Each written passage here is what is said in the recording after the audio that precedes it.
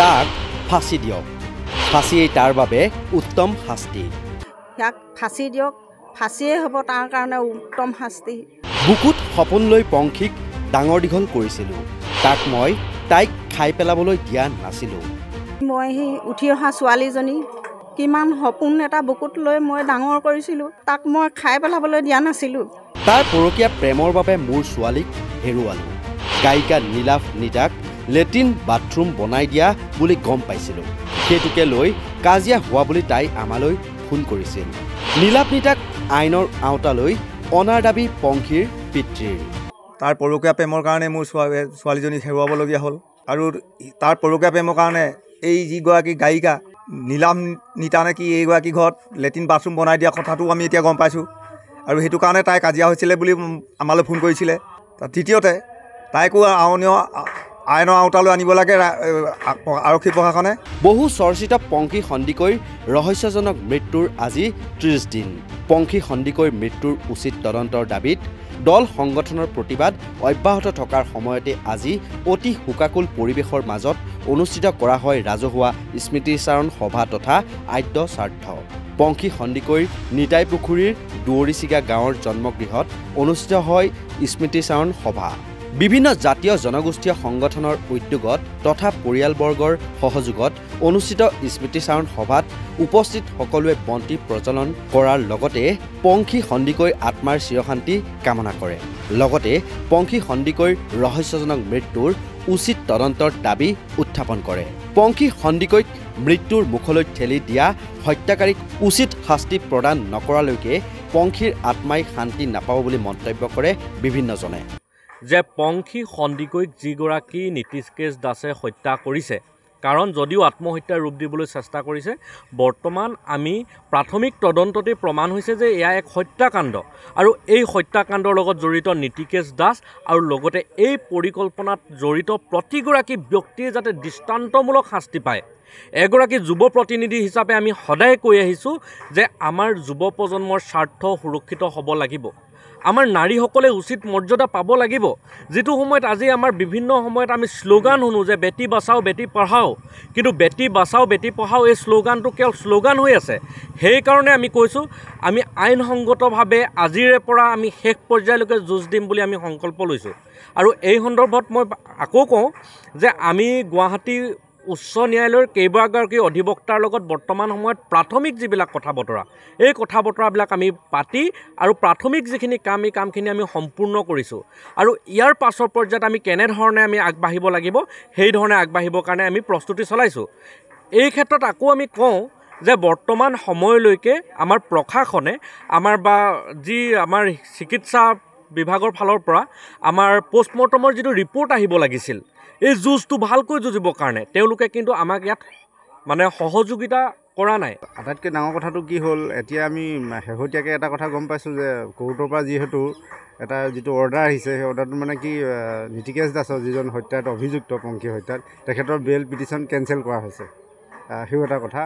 আৰু এটা কথা কওঁ যে যদি কোৰ্টৰ সেইবিলাক পৰীক্ষা কৰা যায় যে কিন্তু তদন্তকাৰী বিশেষকৈ আয়োজনে মোৰ দৃষ্টিত তদন্তটো কিন্তু প্ৰক্ৰিয়াটো ভালকৈ চলাই নিছে এতিয়ালৈকে, এই মুহূৰ্তলৈকে। বাকীখিনি কথা মই ক'ব নোৱাৰিম, এই কাগজ পত্ৰখিনি চাইহে কথাবিলাক মই কৈছোঁ। আৰু এটা কথা মই আমাৰ আচলতে আপোনালোকৰ সংবাদ মাধ্যম তেওঁলোকৰ পংখী হত্যাকাণ্ডত জড়িত প্ৰতিটো কথাই পোহৰলৈ আহিব লাগে। যিয়ে নহওক লাগে, যি ব্যক্তি জড়িত আছে, যিসকল জড়িত আছে, প্ৰতিজন ব্যক্তিয়ে শাস্তি পাব লাগে আৰু তেওঁলোকক আদালতৰ কাঠগড়াত তুলিব লাগে। আমাৰ কথা হ'ল, আমাৰ ৰাইজৰ কথা হ'ল, এই সমগ্ৰ নিতাই পানীডিং অঞ্চল বা ডিমৌ শিৱসাগৰবাসী ৰাইজৰ এইটো দাবী প্ৰশাসনৰ ওচৰত। লগতে গায়িকা নীলাভ নিতাকো তদন্তৰ আওতালৈ আনিবলৈ দাবী জনাইছে পংখী সন্দিকৈৰ পিতৃয়ে। মই এজন দুৰ্ভগীয়া পিতৃ। মোৰ ছোৱালীজনীৰ প্ৰতিভাৰ কথা আপোনালোকেতো গম পাইছিলেই। মই এটাই অনুৰোধ জনাওঁ, তাৰ পৰকীয়া প্ৰেমৰ কাৰণে মোৰ ছোৱালীজনীক হেৰুৱাবলগীয়া হ'ল। আৰু তাৰ পৰকীয়া প্ৰেমৰ কাৰণে এই যিগৰাকী গায়িকা নীলাভ নিতা নেকি এইগৰাকী ঘৰত লেট্ৰিন বাথৰুম বনাই দিয়া কথাটো আমি এতিয়া গম পাইছোঁ। আৰু সেইটো কাৰণে তাই কাজিয়া হৈছিলে বুলি আমালৈ ফোন কৰিছিলে। তৃতীয়তে তাইকো আইনৰ আওতালৈ আনিব লাগে আৰক্ষী প্ৰশাসনে। আৰু ইয়াত কি ক'ম মই বেলেগে, যে মোৰ পংখীজনীৰ গতে ভৱিষ্যতৰ পংখীসকলেও যাতে এনেকৈ কাৰোবাক ভাল পায় ঘৰত মই ইয়ালৈকে বিয়া সোমাম বুলি কৈ বিয়া সোমাই গৈ নিজৰ জীৱনটো চমুতে সামৰণি নেমাৰে আৰু ইপিনে পিতৃৰ এই অভিযোগৰ বিপৰীতে গায়িকা নীলাভ নিতাই অস্বীকাৰ কৰে এই অভিযোগ। বহু বছৰৰ আগতহে নীতিকেশৰ লগত বন্ধুত্বৰ সম্পৰ্কত থকা বুলি দাবী নীলাভ নিতাৰ। গায়িকাগৰাকীৰ মতে তেওঁৰ কলেজীয়া দিনতেই চিনাকি নীতিকেশৰ লগত, সেই সূত্ৰে ফটো উঠিছিল নীতিকেশৰ সৈতে। কিন্তু তাৰ বিপৰীতে কেনেকৈ হত্যাকাণ্ডৰ সৈতে তেওঁ জড়িত থকা বুলি ক'বলৈ সাহস পালে বুলি প্ৰশ্ন নীলাভ নিতাৰ। মিছা অভিযোগ অনাৰ বিৰুদ্ধে আইনী ব্যৱস্থা লোৱাৰ কথা ফেচবুক লাইভ যোগে ঘোষণা কৰে গায়িকাগৰাকীয়ে। সেই পোষ্টটোত আমাৰ দুদিনমানৰ আগলৈকে আমাৰ যিহেতু ফেচবুকত সকলোৱে পাই আছে পংখী সন্দিকৈ আৰু নীতিকেশ দাসৰ যোনটো কেছ হৈ আছে, সেই কেছটোৰ লগতে বিভিন্নগৰাকী কণ্ঠশিল্পী বা বিভিন্ন ধৰণৰ মানুহক সাঙুৰি সাঙুৰি কথা কৈ থকা হৈছে। আৰু মই কেতিয়াও সেইখিনি আমি চাইও আহিছো। কালি মোৰ ফটো দি ডাইৰেক্ট মোক কোৱা হৈছে সেইখিনি কথাখিনি। আৰু মই কমেণ্টখিনিও পঢ়িছো। বহুতে যিসকল মানুহে কমেণ্ট কৰিছে সেইসকল মানুহক মই অলপোৱে চিনি নাপাওঁ। প্ৰথম কথা, সেই ফটোখিনিৰ লগত আজিৰ যোনখন মোৰ প্ৰফাইলটো মই পাব্লিক কৰি থৈ দিছো সকলোৰে আগত।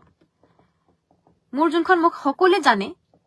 এবাৰ মিলাই চাবচোন, আওপুৰণি যুগৰ কেইটামান ফটো আনি, কলেজৰ দিনৰ কেইটামান ফটো আনি আজি যে মোক সেই হত্যাকাণ্ডটোৰ লগত জড়িত হৈ আছো বুলি যে মোক তেনেকে এটা পোষ্ট লিখিবলৈ তেওঁলোকে কেনেকৈ সাহস কৰিব পাৰিলে? ফেচবুকটো আজিকালি মই নাচাওঁৱে, ইমান নিগেটিভিটি ভৰ্তি হৈ থাকে তাত। আৰু সেই গতিকে মই যথেষ্ট কষ্ট পাইছো মোক এনেকুৱা এটা ডাঙৰ আচলতে কথাত ইনভলভ কৰোৱাৰ কাৰণে। আৰু সেই গতিকে মই ইতিমধ্যে আইনৰ সহায় লৈছো। এইটো দিছে মুকুল ফুকন। তেওঁ এতিয়াও আচলতে চোৱা নাই নেকি তেওঁ পোষ্টটো এতিয়ালৈকে মোৰ এইখিনি। তেওঁ আগৰ সেইগৰাকী মই এইগৰাকী দেখিছেনে আপোনালোকে? তো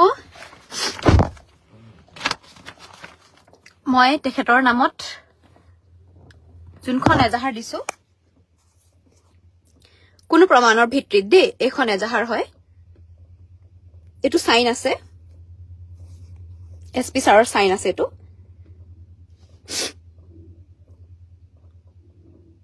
উল্লেখযোগ্য যে যোৱা ৩ মে'ত ডিব্ৰুগড় জিলাৰ নামৰূপ থাৰ্মেলৰ এটা কোৱাৰ্টাৰত উদ্ধাৰ হৈছিল পংখী সন্দিকৈৰ মৃতদেহ।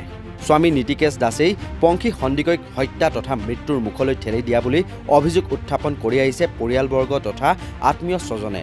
নীতিকেশৰ জামিন আবেদন আদালতে নাকচ কৰিছে যদিও বৰ্তমানলৈকে ন্যায় লাভ কৰা নাই পংখীৰ পৰিয়ালে। শিৱসাগৰৰ পৰা পাৰ্শ্বজ্যোতি গগৈৰ প্ৰতিবেদন, নৰ্থ ইষ্ট নাও।